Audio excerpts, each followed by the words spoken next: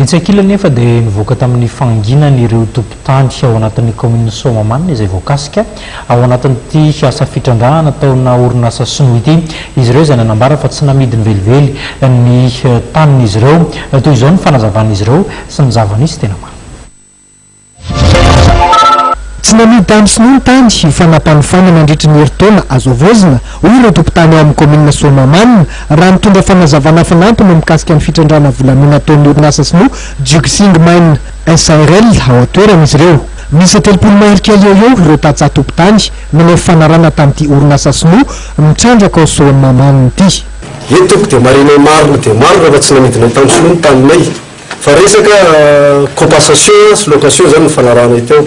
Zany hoe onitra zany onitra le fahasombany taninay dia avy eo mifany isam-bolana zany le taninay mifany isam-bolana zay ifa tsy hoe ny tany akory no namidinay taminy ny taninay ara rehefa miala izy tonga fotoana fiarana zay moa tsy marana na iala rapitso izy na rafatra rapitso na ohatran'izany dia miverina ara-dalàna ny taninay. Misy mamboly fankahalana kosa eo anivon'ny commune hoy ireto tompon-tany reto vokatry ny fameti-kotonina amin'ny zava-misy ka misy fiantraikany amin'ny fiarahamonina zany. Fa amin'izao fotoana zava-misy amintsika atrehanareo zao zany zao dia ohatran'ny lasa ratsy ny fiarahamonina amin'izao fotoana zao.